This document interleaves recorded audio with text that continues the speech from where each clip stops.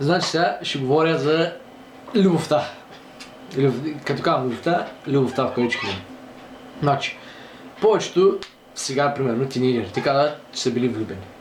А пък са ходили 2-3 седмици, най-много месеци. Бе, как ще си влюбен така, нали бе? Ако си бил истински влюбен, никога просто...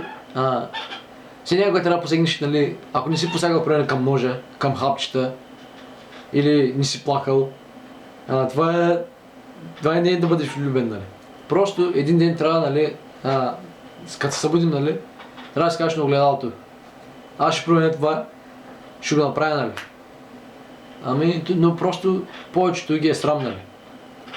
Не знам, и аз не знам защо, защото май са тъпи повечето, тъпи хора. А любовта е нещо хубаво, нали, но не е нещо гадно. Просто много рядко срещано, нали. После не може просто да направиш една жена щастлива. Просто тя винаги ще се оплаква, нали, не оплаква. Винаги ще се оплаква. Няма значение какво ще направиш, винаги ще се оплаква. Да изкараш много пари, ще кажа, че нямаш време. Дори да имаш диамантен пенис, да го кажеш така, нали, пак ще се оплаква. Такова, защо свършиш толкова бавно, вече ми пише на толкова се изпотих, трябва да се изкъпя. Не знаеш колко ме бема. Просто е така, човек, за всички ще се оплакат тези жени.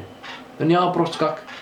Дори да си най-богатия, най-перфектния, те повече се очакват, нали, чакат такива мъже, да имат такива 6, 7, 8, 10, 15, 20, 50, 80, 150, 20, 215 хиляди плочки такива, нали.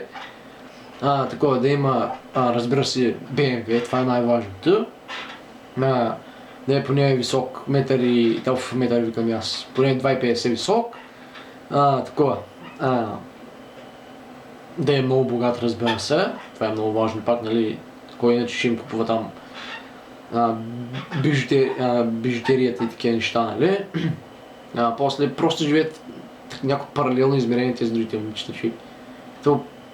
Не знам вече. Аз като Сафрон, кой да играе, брат, кой да играе, то вече няма игри за играе. Аз простията, човек.